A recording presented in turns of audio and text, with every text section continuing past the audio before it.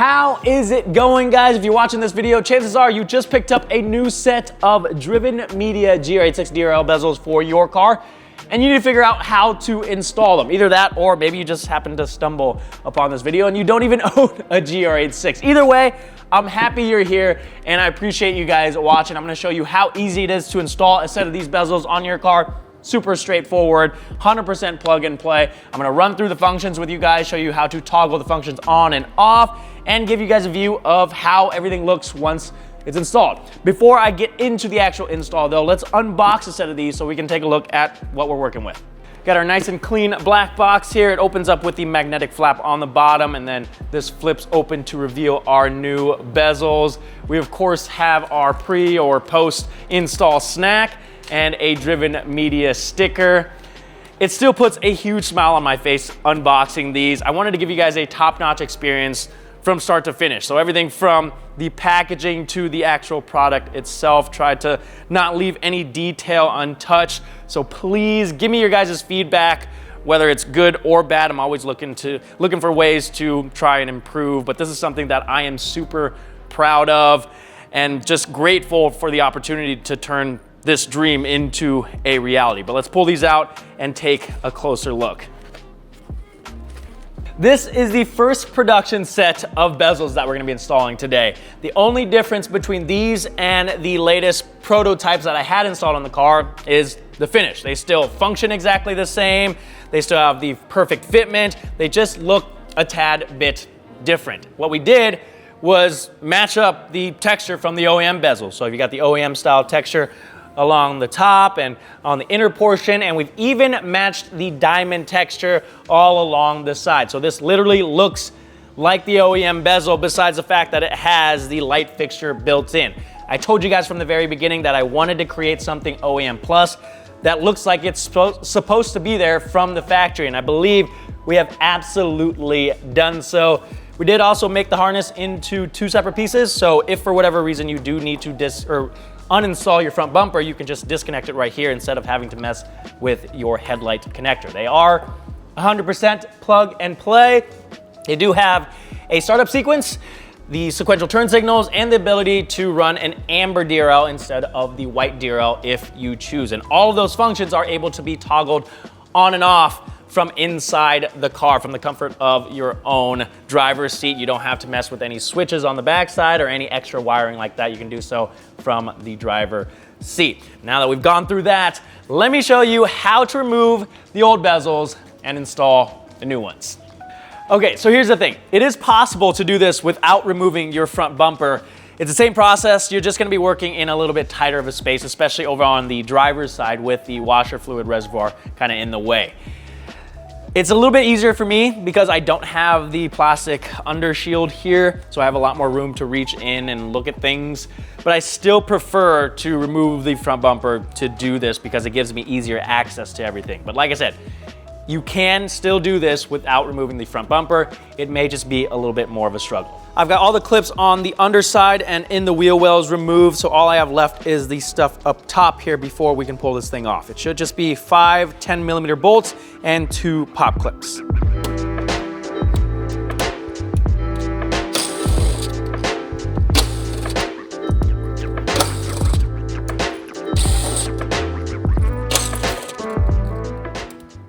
With all the fasteners and clips removed, what we want to do is grab the side of the bumper and pull it away from the car, and it'll pop out of the bracket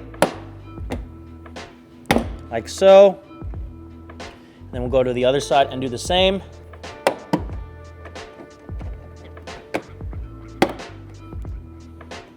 Now, if you're doing this for the first time, it may stay engaged in front of the headlight, and you're gonna need to pull once you have these released, you'll need to pull the bumper kind of towards the front to release the tabs under the headlight. Before I pull this off, I did forget one detail. I did already disconnect the side markers, so don't forget to unplug those before you pull this bumper off, because the harness is still gonna be connected to the car, so it's gonna give you some resistance when you pull this off. But now that we have everything disconnected, you can carefully just slide the bumper off, making sure we're clear of anything that's catching on. And now we're ready to take these bezels off. On the back side of the bumper, we're working on the passenger side right now. We just need to remove 2 clips. This clip at the top here, not the very top, but the one that's sideways, and then this one on the bottom. So I'll just take a flathead screwdriver and pry these out.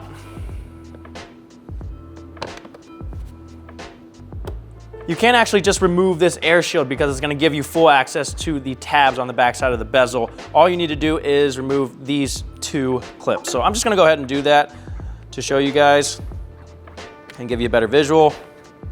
And it's not that much more work. So with those out, this will just pull right out like so. And now, like I said, we have access to all the tabs around the bezel. I like to start at the innermost point right here. So I'll depress this tab and push it towards the front of the bumper, and with my other hand, I'll grab it and keep pressure on it so that that tab doesn't slide back into place. And then I'll just continue working my way around until I can pop the bezel off.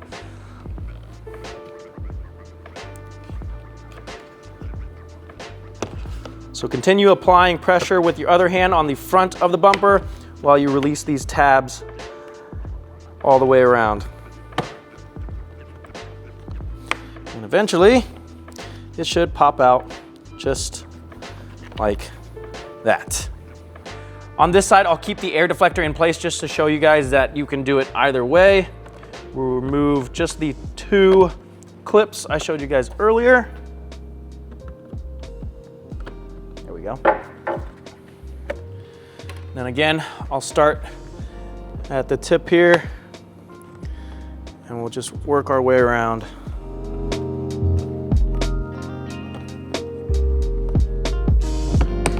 If you do choose to not remove that air deflector, since you don't have access to the tabs on the backside, you can just kind of push in on this bottom portion to help free those tabs, like so. To install our new bezels, you want to take the harness and route it through this top opening here. And then we're going to line up all the tabs on our new bezel to ensure that this slides into place correctly. And once you have everything aligned, we can press it into the bumper, making sure that those tabs engage. If you are doing this with the bumper off, you can take a look on the back side of the bumper, look at each tab and make sure that it is actually fully locked into place. And there we go. Make sure to reinstall the air deflectors if you did remove them. And then we'll get these pop clips back into place as well.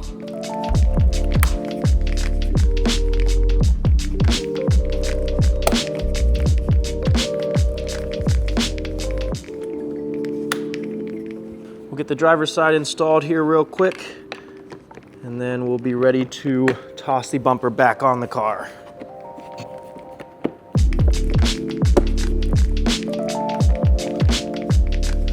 All right. Before we actually reinstall the front bumper, let's install our new harnesses and get those routed so that we can just plug everything in. Working over on the driver's side here, the connector is right next to the washer fluid filler neck. So there's a tab on the bottom that we'll need to depress. And then what I do is just take a flathead screwdriver and wedge it between here and then turn it to help free the plug. We'll pull this out and we'll grab our harness for the bezel and connect that into the corresponding connectors. They can only go one way, so you can't really mess this up.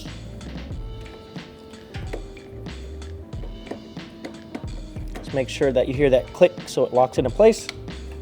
And then we're going to take this end and route it down towards where the bezels are going to be. And we'll push this down there as well. If you want, you can zip tie this away to make it a little bit tidier, but it's really not that big of a deal. Once those harnesses are plugged in and routed, we can connect the bezels to the harness. So just connect the white connectors here on both sides, and then we can reinstall our bumper.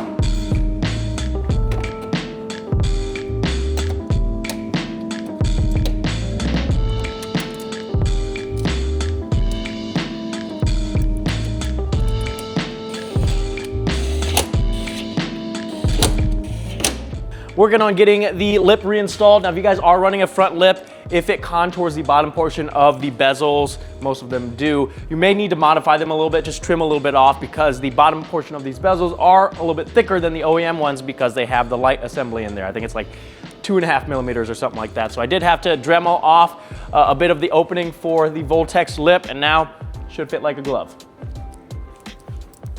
We got everything back on the car. Front lip is reinstalled as well. So I want to give you guys a closer look at the fitment, because this was a huge priority of mine with this project. I wanted these to fit like OEM. And if we take a look at the edges, you can see that perfectly uniform gap all the way around on the inside as well. Nothing's sticking out. These fit perfectly on the bumper, and I couldn't be happier. I mean, just look at that. Let me grab the OEM bezel and give you guys a side-by-side comparison of the texture that I talked about earlier. So like I said, we matched that textured finish on the top and on the side, that diamond texture. Let me see if I can get you guys a nice side-by-side there. So you can see the diamond texture is pretty much exactly the same. If I can angle it, there you go. Like I said, it looks like an OEM bezel, except with that light fixture in there. And it looks like this is how the car should come.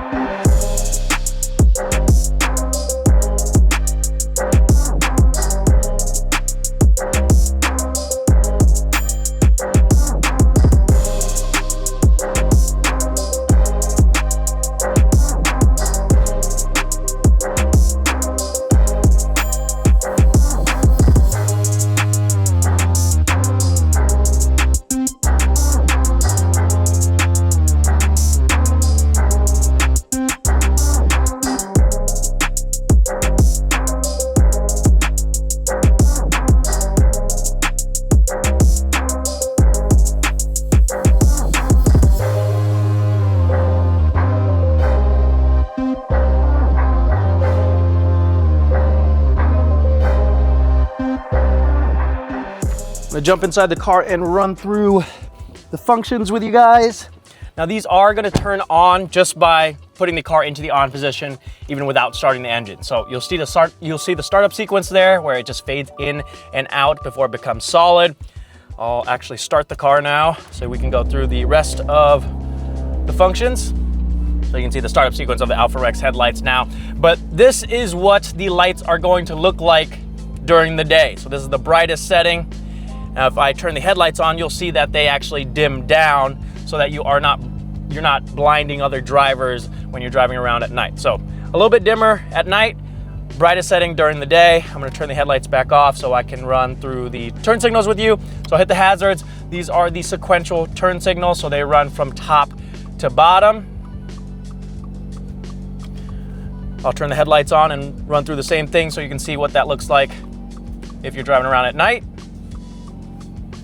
Now, the great thing about these bezels is that you can toggle any of these settings from inside the car. So for example, the sequential turn signals. If you don't want sequential turn signals and you want just normal flashing turn signals instead, what we can do is turn the headlights on and off 5 times. So 1, 2, 3, 4, 5, and you'll get a confirmation with that yellow flash there. And now, instead of the sequential turn signals, we have just normal flashing turn signals. Now, let's say you don't want the startup sequence. So you want it to just turn on instead of having that fading in and out effect. If you just turn your headlights on and off 3 times, that will toggle that setting. So again, we wait for that yellow confirmation.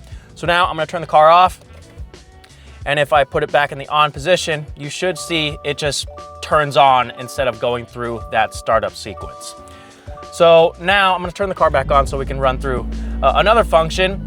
If you happen to want to run an amber DRL instead of the white, you can do that as well. We just need to toggle the headlights on and off 7 times. So 1, 2, 3, 4, 5, 6, 7. wait a little bit, and you should see that toggle to now the amber DRL, and everything still functions like it's supposed to. So now if I hit the hazards, you'll see the flashing turn signals. Now, if you want to revert back to the default settings, we can reset everything by toggling the headlights on and off 9 times. So 1, 2, 3, 4, 5, 6, 7, 8, 9.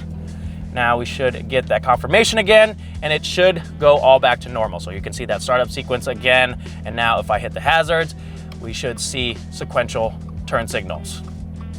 And there you have it. And there you have it, guys, 100% plug and play. Fitment is spot on, and they look absolutely fantastic. I can't get over how good these look on the car, and I can't wait to get them in your hands. The first batch is set to arrive in a few hours, so we'll start shipping those out to you guys, those of you that pre-ordered on that first batch.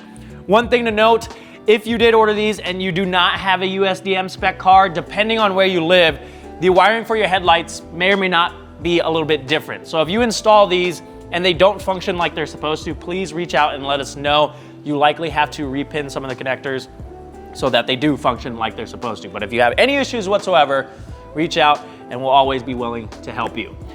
I know that the pre-orders for these are currently completely sold out, but I'm hoping to have them back in stock, I want to say late this month or early next month. So I'll keep you guys updated and let you know as soon as orders open back up. But let me know what you guys think. Do these look as good as I think they do? Or did I completely waste my time? Drop your thoughts in the comment section. I'll leave the link in the description so you can check these out for yourself if you're interested. Hopefully you guys are enjoying the content. We've got a new products video dropping soon, so make sure to hit that subscribe button. Thank you guys so much for watching, and I'll see you guys next time.